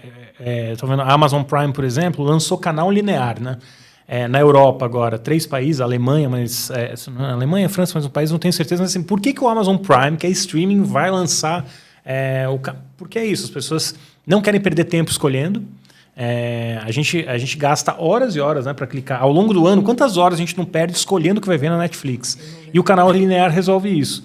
E além da questão do canal linear, é o que você falou, né? Da profundidade, conteúdos mais longos. Tá vindo muito isso. Então, a gente fez essa parceria com a DiaTV, também tá crescendo muito. Mas aí você chama o Rafa também, Dias, para vir aqui, que é um gênio. Vamos trazer. Sou super fã. E a gente fechou com a Dia, então a gente está bastante focado nessa parte também de TV digital, acreditando muito nisso e trabalhando bastante nessa área. Muito bom. Obrigado mais uma vez. Prazer tê-la aqui. Obrigada a você. Obrigadão. Agora, hora das notícias. Júlia Serra, de novo, conosco aqui para falar as notícias, para selecionar, né? Que você tem um trabalho de seleção das notícias mais relevantes de mídia, tecnologia, entretenimento também. Entretenimento, desde que ligado ao negócio. E aí, Júlia, bem-vinda. Obrigada. Sempre um prazer estar aqui. E já vamos começar com ele, que praticamente está em todos os nossos podcasts, que é o Trump. Só que dessa vez foi uma decisão... Eu achei que você falou do Elon Musk, que é praticamente um carne, né? Também. Mas, de qualquer forma, ele geralmente... Dessa vez ele veio por uma surpresa. Porque, justamente, a Justiça dos Estados Unidos manteve a proposta de divisão do Google. Então, no governo Biden foi decidido pela venda do Chrome, do navegador Chrome, por toda a questão do monopólio, enfim, para tornar a empresa mais competitiva. E se esperava que o Trump, por ter toda essa questão com as Big Techs, fosse tirar o pé. E isso não aconteceu. Sabe que eu publiquei? Eu publiquei essa semana uma coluna dizendo que as Big Techs talvez tenham dado o maior tiro no pé que elas poderiam ter dado ao se associar ao Trump. É impressionante. Quando a gente junta, né, os bilionários, os 5 maiores bilionários que estavam na posse do Trump, um deles, o Sergey Brin, que é fundador do Google, estava na posse também, mas tinha o Musk, tinha o Bezos, o Zuckerberg e o Arnaud, da LVMH, que não é Big Tech, não é do Vale do Silício, mas é próximo ao Trump, né? Quando você junta esses 5 bilionários, em 7 semanas, levantamento da Bloomberg, eles já perderam 209 bilhões de dólares. Mais que isso, hoje, quando alguém quer retalhar os Estados Unidos, caso da China, caso do Canadá, onde ele vai? Nas Big Techs. Então, a China abriu investigação contra o Google, né, que teve também um revés na justiça americana. A China possivelmente vai abrir uma investigação contra a Apple, e o Canadá está aumentando as tarifas de exportação de energia. E quando você pensa no Google, na Apple, nas Big Techs, elas usam muita energia, porque elas têm os servidores, têm a IA. Então, o Canadá, muito inteligentemente, do meu ponto de vista, falou, 25% de tarifa em produto canadense, 25% de tarifa em produtos canadenses, produtos exportados para os Estados Unidos, né?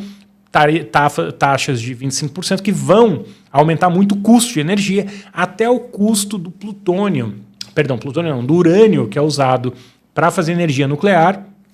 O Canadá é o maior exportador de urânio para os Estados Unidos. Sobe o preço do urânio, logo fica mais caro para as Big Techs operarem as usinas de energia nuclear, e várias delas fizeram grandes investimentos em empresas de energia nuclear por causa do crescimento do consumo de energia para a IA. Então, de novo, talvez tenha sido um grande tiro no pé essa associação dos bilionários do Vale do Silício com o Trump. Sim, e assim, o Google não quer vender e tem mais gente que também não quer se dividir, que é o DeepSeek, que o fundador do DeepSeek se pronunciou, falando que pelo menos por enquanto, muitas pessoas já se mostraram interessadas, mas por enquanto ainda não, e ele justifica que ele quer manter o espírito do projeto científico. Essa é a justificativa dele para não... Então ele está recebendo ofertas para vender o DeepSeek. Só para explicar o contexto, o DeepSeek, ele é como se fosse uma área de pesquisa criada dentro de um grande fundo de investimento chinês, de um gênio matemático, que eu esqueci o nome. Liang Wenfeng. Ele é um gênio da matemática, ele criou um fundo de investimento, e aí, como um estudo desse fundo de investimento, porque é um fundo que é quant, né? Então ele usa muita computação, muita tecnologia para comprar e vender ações automaticamente com computadores. E aí ele desenvolveu essa pesquisa usando os chips da NVIDIA, que ele usa para comprar e vender ação, ele também usou para treinar o DeepSeek, que é a IA dele. E aí o que você está dizendo é que ele não quer vender a DeepSeek. Por enquanto, ele diz que não. Por enquanto, para manter o espírito da empresa, não está disponível. Mas na China, se o governo mandar, provavelmente ele vai ter que vender. Inclusive, ele deu isso como uma justificativa também. Ele falou que ele sabe que se aliar a Pequim pode trazer barreiras de se consolidar em outros países. Então, também de ser aceito nesses outros países. Ele não falou de forma tão explícita, que a gente está colocando de forma mais explícita, mas ele deu a entender isso também. Ou seja, assim, né, é curioso que, historicamente, os Estados Unidos eram ideologicamente diferentes, né? Claro que tinha esse alinhamento com o governo, é bom em qualquer lugar. Mas hoje está muito explícito nos Estados Unidos, como já é há bastante tempo na China. Então, os Estados Unidos talvez nunca tenham sido tão semelhantes à China quanto estão nesse momento, né? Até esse alinhamento das lideranças de tecnologia dos Estados Unidos também tem na China, como a gente vê nesse caso aí do DeepSeek, né? Sim. E a IA cada vez mais presente na nossa vida. Agora foi a vez do Google Shopping apresentar novas ferramentas de IA, que agora é possível você experimentar virtualmente roupas e maquiagens antes de você comprar. Então, também trazendo uma... Mas eu entendo que todo mundo bota IA nisso, mas eu acho que tem um monte de coisa que já tinha, ou que já era usada, e hoje em dia diz que Coloca tem IA. o nome. Só para você dizer que está mais moderno, assim. Para mim, o cúmulo, teve uma feira de tecnologia e aí tinha uns produtos de IA no banheiro. Eu falei, tipo, IA na escova de dente. Eu entendo que o Google queira rechear tudo que ele faz com IA. E eu confesso para você que eu também não usei aí o provador, né, o Google Shop, para saber se de fato tem... você sabe o que essa IA faz de tão diferente no provador? Porque tem anos que tem isso digital, isso, virtual, é um provador. né? É um provador que você ali pode, meio que você diz qual modelo que você gostaria e ele prova como se fosse no seu corpo. Ele deixa, enfim, mas eu não testei também, então não sei falar. Mas já tem muito a fundo. tempo, né? É verdade, eles colocaram a tempo, palavra da moda. É alguma coisa mais IA, tá certo. Vamos ao Google, Google. E também, ainda nesse assunto das IAs, o Alibaba lançou um modelo de IA que, segundo eles, é capaz de ler emoções. A gente já discutiu aqui sobre essa questão da relação com a IA. No evento até do Olhar Digital que você palestrou também foi muito levantado esse tema de que muita gente hoje trata a IA como um amigo ou vê pelo menos como um conselheiro. É verdade. E aí, cada vez mais, quando uma IA pode ler as suas emoções, e não é só que ela lê, lendo as suas emoções, ela também tem respostas que se adequam às suas emoções, para se mostrar receptivo, para se mostrar realmente como um amigo ali. Você viu aquele vídeo das duas IAs conversando, e aí quando elas entendem que não é um humano, fica só um ruído ali? Aquilo ali acabou com a minha ilusão. Eu não acho que a IA gosta de mim, eu já sei que é um robô. E eu acho que tem uma tendência natural da gente tratar quase como um colega de trabalho, no mínimo. Mas aquele vídeo acabou com qualquer ilusão que eu tivesse. Eu vou ser muito honesta. Eu peço por favor para IA. Mas, por favor, você pode... Mas, eu já li que... Eu trato com... Mas eu li isso em algum lugar e eu estava refletindo, eu acho que tem razão. Porque se as máquinas dominarem o mundo, elas guardam tudo. É bom você ter um histórico positivo, entendeu? Eu vejo aqueles vídeos de pessoa batendo em robô, derrubando robô. Eu nunca, para ficar registrado aqui, para todas as máquinas do futuro, eu nunca destratei inteligência artificial, nunca bati em robô e nunca derrubei robô de propósito. Vou deixar isso claro também, eu também não. Porque, enfim, não sei quando, mas eu acho que é uma questão de tempo até elas dominarem tudo. E eu sou um cara legal com as IAs. Eu tenho críticas aos humanos e às regras que eles usam as IAs, mas não as IAs em si, tá? Só para deixar para posteridade. Não, mas eu também. Eu não sei o que vai acontecer no futuro, eu trato com gentileza. Vou pedir por favor também. Quando e aí, outra notícia também, porque a IA continua em alta, que a OpenAI quer que empresas criem seus próprios agentes de IA. Essa eu achei bem interessante, porque na última semana, a gente fala aqui como os podcasts se conectam, né? Como, enfim, eles acabam sendo uma linha. E a ideia é que aconteça isso mesmo. Assim, a gente vai falar de temas que são próximos. Não, você vai ver, são temas diferentes, mas ao mesmo tempo eles se conectam em algum momento. Influência digital, hoje teve A gente teve a Fátima Pissarra aqui da Mind, que falou muito de influência, para onde está caminhando esse mercado. A gente teve Maílson, a Suba, que veio falar aqui sobre como mensurar o digital, mas o digital é influência também. Então, a ideia é essa mesmo, é a gente trazer pessoas aqui do mercado para ter conversas mais aprofundadas sobre a área de trabalho delas. Eu não sou idiota, a gente sabe que tem muito conteúdo sendo produzido, tem muito podcast, e a nossa única chance aqui de ter um diferencial é realmente conseguir ir mais profundamente nos temas. Talvez uma entrevista que a gente faça aqui não seja da sua área de expertise, de trabalho, mas se você está pensando mídia, e principalmente o encontro de mídia e tecnologia, aqui a gente espera que seja um ambiente para você conseguir evoluir essa conversa. Né? Sim, com certeza. Mas é porque na última semana você chegou a dizer que no futuro provavelmente nós seríamos capazes de criar as nossas próprias IAs. Já somos, né? Exatamente. A gente já pode treinar. A gente já pode treinar. Essa semana mesmo eu estava usando lá alguns comandos que eu aprendi. Estou me sentindo muito sabido de IA, porque eu aprendi a personalizar a IA. Mas eu acho que é mais além até você realmente gerar um modelo em função daquilo que você quer. É a OpenAI que está sugerindo isso para as empresas. Então, eles estão dando a capacidade de criar os próprios agentes de inteligência artificial numa plataforma que permite que você construa esses agentes já direcionado para o que você precisa, para suas próprias demandas, para suas necessidades. Então, já é um pouco esse passo que a gente estava falando na última semana. O pessoal fala assim, né? A IA, a gente mesmo publicou, né? A IA vai criar o dobro de empregos que vai destruir. Não, realmente, porque eu fico imaginando um agente autônomo errando a compra de 1 milhão de passagens. Vai gerar muito emprego para área legal, para o pessoal do atendimento no aeroporto para desfazer esse erro. E, gente, esses erros vão acontecer à medida que esses agentes autônomos ganham autonomia. E é inescapável. A gente já falou várias vezes aqui, a tecnologia você não consegue contê-la, ela vai crescer, ela vai se tornar mais fácil de usar, mais barata, vai ser mais utilizada, mas também vai ter mais problema, vai ter erro, e aí vai se criar uma série de regras, uma série de legislações para evitar que esses erros se repitam. Mas até lá vai ter muito problema. Sim, com certeza. E ainda, nesse assunto da IA, o ChatGPT revelou um modelo de IA que, segundo eles, é bom em escrita criativa. Até o momento, a gente sempre falou, né, que essa parte criativa ficava a encargo humano, assim, que a IA não conseguiria fazer.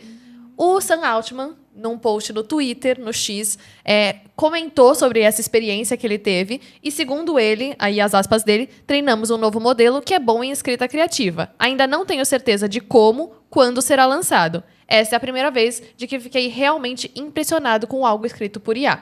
Ah, mas aí assim, o dono, o pai da criança falando que o produto que a criança filho, é legal, eu não sei até que ponto é realidade, mas a gente sabe que é natural que essas tecnologias avancem e, de fato, consigam se assemelhar cada vez mais ao humano. Mas eu sempre tenho receio com a palavra criativo, porque a IA ela não produz nada novo, é importante que se diga. Ela basicamente vai reunir padrões ali do que já está sendo feito. Eu peguei um texto meu essa semana para testar, eu fiz a coluna para o Valor, joguei na IA e falei assim, melhora esse texto. Eu não peço para ele reescrever, mas assim, quais sugestões você daria para melhorar esse texto? E aí ele, de fato, deu algumas sugestões, eu falei, interessante. Como isso seria feito na prática? Aí depois eu pedi que ele fizesse como seria. E aí eu percebi que o texto foi ficando todo curtinho, assim, frases bem curtas, parágrafos pequenininhos, que é a maneira que um monte de gente escreve na internet. Né? A gente sabe que para o Google, para o Discover, tem uma estrutura, uma formulazinha que acaba sendo melhor para SEO. E tudo bem, funcionou bem ali daquela perspectiva. Pegou meu texto e adaptou ali para o que parece ser mais usual na internet, nas redes sociais. Qual o problema disso? Para mim, quando eu li, tudo que eu queria dizer está aqui, mas não tem vida o texto. Não tem alma. Então, hoje, quando eu leio um texto de IA, e a gente está mais atento a isso, né? Para mim fica muito claro quando um texto é feito por IA. Assim, ele não tem alma. E tem gente que não diz que está fazendo IA, mas à medida que você lê, você tá faltando ali um... É o que você falou do treinamento, né? Quando você começa a estudar sobre isso, você... Eu acho que não é só estudar, eu acho que quando você começa a prestar atenção. A gente passou muitos anos consumindo o texto sem ter IA produzindo esse texto, né? Então a gente não lê prestando atenção se o texto foi produzido por IA. Quando você lê um livro, você lê um romance, você está atento para ver se aquele texto é bom ou não é, se ele é bem escrito ou não é.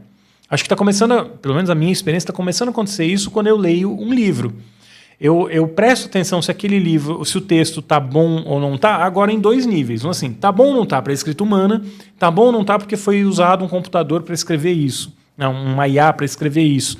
Então acho que a experiência de leitura, e da mesma maneira, quando você lê um livro ruim e ele tá mal escrito e tira a empolgação de ler, comigo está começando a acontecer isso com IA. Quando eu vejo que um texto tem muitos sinais de que foi utilizado IA para escrita, ou que falta essa alma ali no texto, eu paro de ler.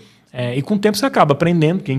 E eu percebo isso no LinkedIn, sabia? Eu tenho visto muito texto de IA no LinkedIn, às vezes textos muito longos, numa estrutura muito específica, né, de tópicos, né? E aí você vai ler, cara, tá faltando alma aqui. Talvez esteja sendo injusto com alguns produtores de texto, mas eu sei que usam IA, assim, até por conversar com alguns deles, né? Já falaram que é IA. Alguns usam IA e o texto fica bacana, de fato, eu acho que não perde a alma, mas normalmente é o cara que reescreve o texto.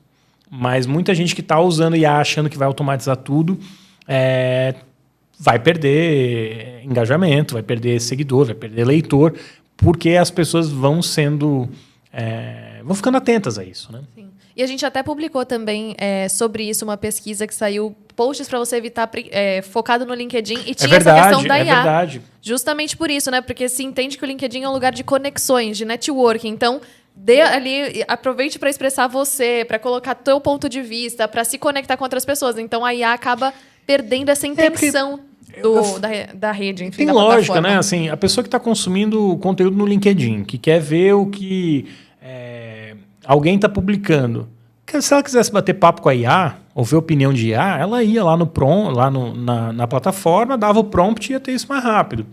Então, acho que assim, você pode usar a IA para revisar o texto, para ter ideias de conteúdo, mas não dá para perder a originalidade. E eu acho que muita gente está pesando a mão na IA e está perdendo a originalidade. Para mim, esse é um grande problema hoje. E tem um volume muito maior e uma qualidade menor, num certo sentido. Isso vai cobrar um preço, né? Em algum lugar já tem alguém pensando como eu vou resolver esse problema do volume de conteúdo que é chato de ler e é inútil. Provavelmente vai passar por algoritmo, mas também deve passar por eu garantir que eu não usei IA para fazer aquilo, ou que eu usei a IA de uma maneira construtiva, não repetitiva. Sim, com certeza. E também de IA, que o Google agora está introduzindo, né, o modo IA, que ele entrega as informações de forma resumida, que é justamente para tentar competir com o ChatGPT, com o Gemini e tudo mais. E aí, de novo, vemos a questão dos direitos autorais e tudo isso. E é até uma matéria do Press Gazette. E ele fala que justamente o Google ameaça esgotar a mídia jornalística com essa ação. Porque a única forma de você sair dela é não aparecendo no Google. E muitas mídias têm o Google como principal meio de divulgação. As pessoas, no Press Gazette, por exemplo, as pessoas digitam Press Gazette no Google para chegar dentro da página. Se a página está bloqueada, o cara talvez não consiga nem achar o endereço, né? Exatamente. Ou uma instrução que você coloca sem snippet, que é um efeito que você colocando isso faz sua página cair drasticamente ao aparecer no Google. Então, assim, você se prejudicaria muito de qualquer forma. Então, eu já escrevi várias colunas sobre o Google e como o Google se comporta. Para mim, o Google é um batedor de carteira.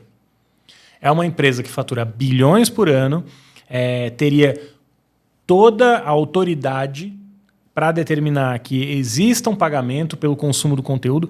É uma farsa o Google dizer que o conteúdo não é relevante, o conteúdo jornalístico, principalmente que eu estou me referindo aqui, não é relevante. A gente sabe que o conteúdo jornalístico é relevante, a gente sabe como o conteúdo jornalístico é usado para treinar essas IAs, não é diferente no caso do Google. Aí fica o Google posando de bacana nos eventos, né? Vai, aqui no Brasil, o Fábio, que é o CEO do Google, dizer que está alinhado com a democracia, que é a favor da liberdade de informação, que o jornalismo é importante, mas no final do dia está roubando conteúdo jornalístico para treinar a IA, não remunera os veículos, não raro. Coloca no topo da busca melhorou, mas no Discover, por exemplo, sites péssimos que só copiam conteúdo, que não produzem conteúdo original. Então, assim, eu não conheço o Fábio Coelho pessoalmente, Mas não sou só eu que estou falando, Nizam Guanais já chamou o Fábio Coelho de mentiroso no palco. Eu, uns meses antes, também tinha dito que o Fábio Coelho era cínico quando dizia que o Google defendia a democracia, era a favor... Gente, é só olhar o cenário.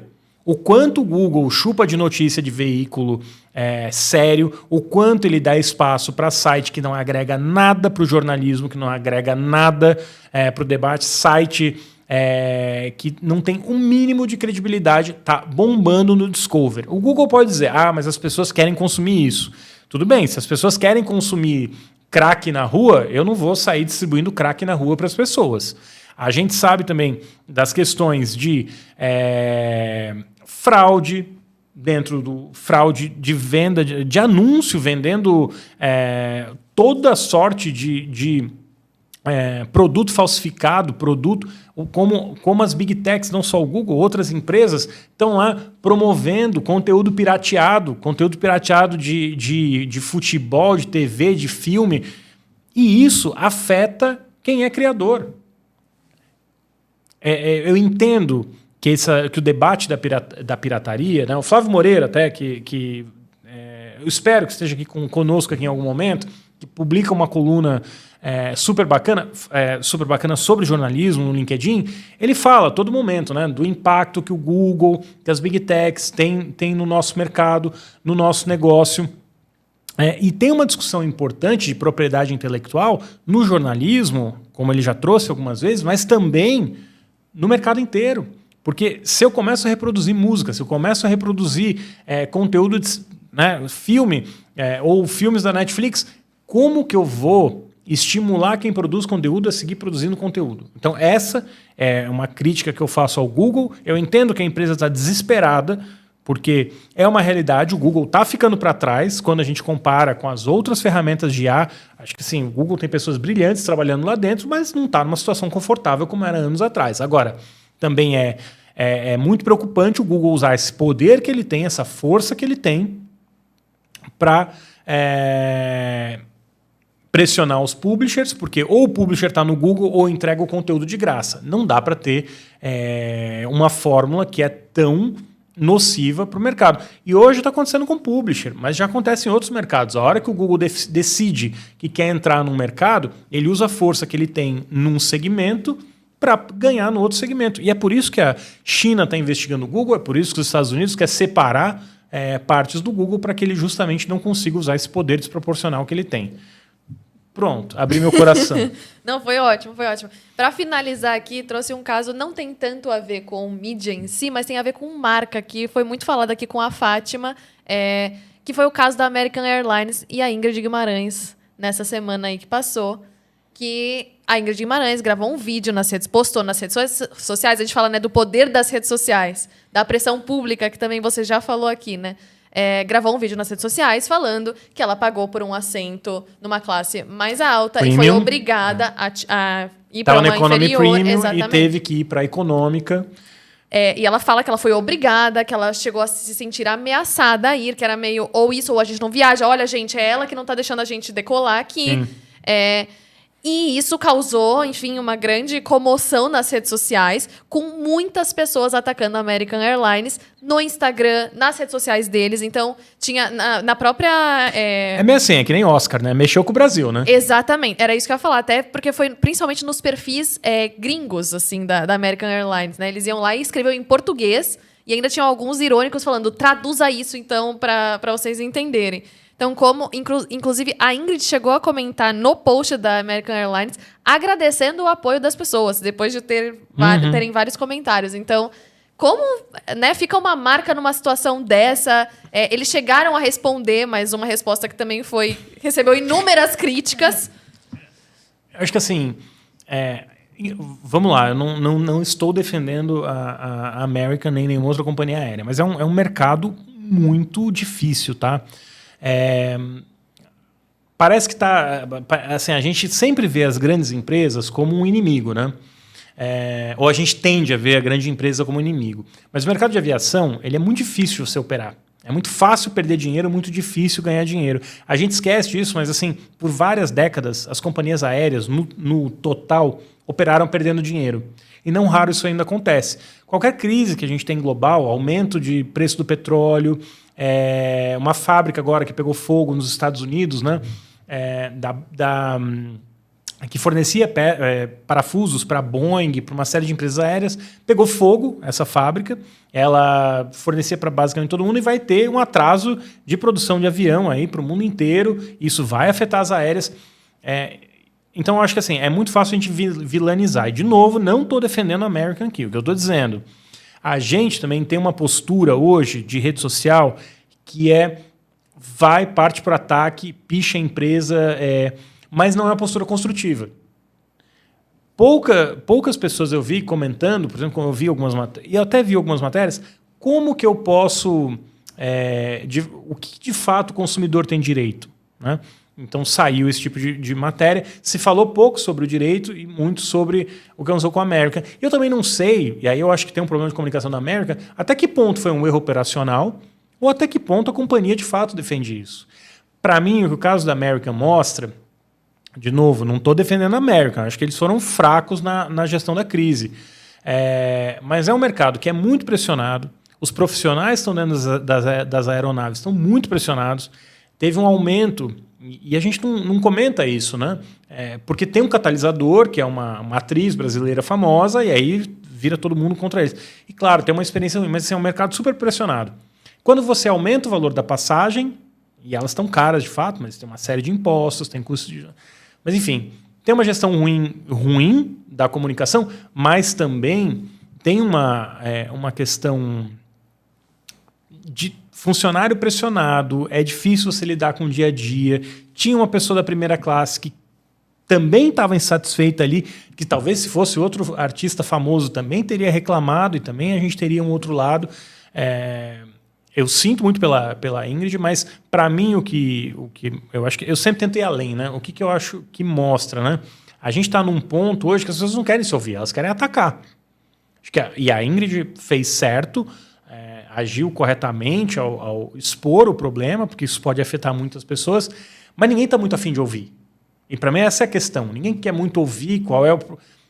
eu não vi, eu não entendi, por exemplo, eu vi o caso, mas eu não entendi, até porque eu não pesquisei a fundo, o que aconteceu ali com a American? Qual foi o problema de procedimento? O que a empresa argumentou? Isso a gente não tem o mesmo espaço.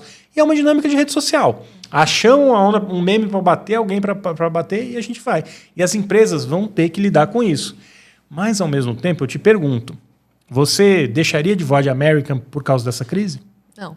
Você vai comprar passagem mais barata, não vai? Então, você consumidor que vai conseguir voando de American, mesmo a American tendo feito o que fez com a Ingrid, não deveria estar reclamando. Porque no final do dia, quando você compra o menor preço, você só alimenta um mercado que entrega o pior serviço pelo menor preço. Se você tivesse disposto a pagar mais... E quando eu digo pagar mais, não é para ir para uma executiva, assim, empresa B custa um pouco mais do que empresa C ou A, mas ela tem um serviço melhor, e no passado isso já existiu, mas deixou de existir, porque hoje as pessoas compram passagem pelo menor preço. Ou pelo programa de milhagem da companhia, e normalmente é corporativo que faz isso. Pelos benefícios, enfim. Pelo benefício, mas cada vez mais é corporativo. Então o mercado também se adapta ao que está acontecendo. De novo, não estou tirando aqui o direito da Ingrid protestar com toda a razão pelo que aconteceu. Mas o cenário que a gente vê das aéreas hoje é um cenário que se impõe também por um mercado que é super competitivo, que é muito fácil você perder dinheiro e no final do dia nenhuma empresa está atuando para perder dinheiro. Ela precisa ganhar dinheiro. E isso reflete em treinamento de equipe, isso reflete na quantidade de acidente que a gente está vendo nos Estados Unidos, porque também tem uma redução de staff. E aí eu fico pensando, né? Uma pessoa que está na American recentemente teve um acidente, né, terrível nos Estados Unidos porque tem um problema de controlador de voo nos Estados Unidos. Essa pessoa que está trabalhando lá está super pressionada. Mas nada disso é discutido na rede social. Na rede social a gente só foca naquele problema isolado. A gente não quer discutir a crise do setor aéreo. Sim. E é isso. É aquele inimigo comum do momento e todo mundo vai na onda. Então, e assim, todo mundo ataca, mas também como que a gente vai resolver isso? Né? De que maneira a gente pode, de fato, avançar nessa conversa? É regulação? Existe uma regulação para o setor. Por que ela não foi aplicada ali naquele momento? Então, é um problema de treinamento. Como que eu resolvo isso? É mais regulação? ter mais incentivos para que as empresas se comportem bem, acho que no final passa também pelos incentivos que a gente dá. Mas está claro, você, como eu, e como 99% das pessoas, compra passagem em função do valor, não da experiência. Exato. É isso. Por hoje é só. Muito bem, então. Eu acho que hoje eu estava mais bravo, assim, né? Falei do Google, falei... mas também eu acho que eu tentei expor aí o ponto da American. Muito bem, encerramos por hoje. Obrigado pela presença. O que eu tenho que lembrar todo mundo hoje? Fala você, Yulia. São as redes sociais, né? Então fala. São as redes sociais para seguir no LinkedIn, no X, no Instagram, Facebook, Blue Sky, Threads. No YouTube também, aproveita para se inscrever no canal, ativar o sininho para não perder os próximos episódios. Também tem cortes aqui, então acho que é isso, né? Eu estou pensando, eu queria ouvir a opinião das pessoas, da nossa comunidade, das pessoas que estão com a gente, se a gente deveria fazer live ou não. Já faz aqui, faz entrevista, entra online, já faz tudo de uma vez. Me sugeriram, eu sei que a gente está no Plot B Studio, eles têm estrutura para fazer aqui live ao vivo, a gente poderia fazer. Sempre nos recebem super bem aqui na Vila Mariana. Né? Às vezes eu falo Vila Madalena, gente. Eu confundo as coisas. Então, muito obrigado, Yulia. Eu que agradeço. Obrigado.